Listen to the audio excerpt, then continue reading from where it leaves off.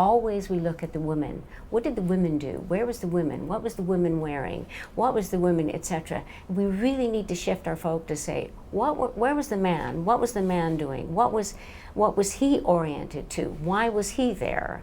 You know, and it is very, very difficult to shift that focus. And it's not to say we don't care about the women victim. We do, absolutely. But if we care about this offense, we actually have to turn our attention to the men who perpetrate this. I mean, they are the problem. And if we don't actually focus on them, we cannot actually focus on this problem. In terms of the sexual murders, again, we looked at, do they know each other? Are they strangers? Again, the imagery is of the strange man who, you know, doesn't know the woman. He jumps out of the bushes, grabs her, rapes her, kills her, etc. Well, the majority of them actually know each other. And sometimes it's a short acquaintance, other times it's much longer.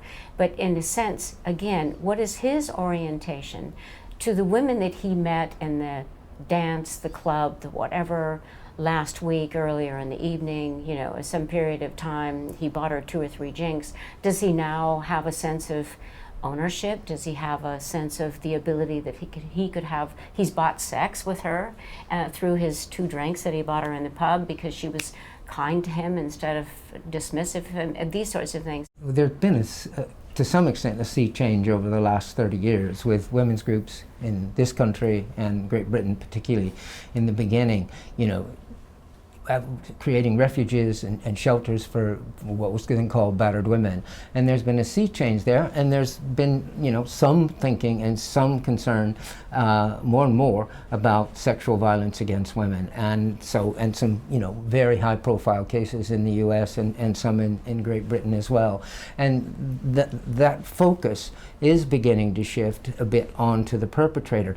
But the problem is there is a wider culture, and it's not just in male culture, but there is a wider culture that, you know, looks to the woman instead of the man and says, what did she do? Women even sometimes blame themselves. They think they shouldn't have been there at night at this time. Never mind, she gets off at work at 12 o'clock and has to walk home at night and so on.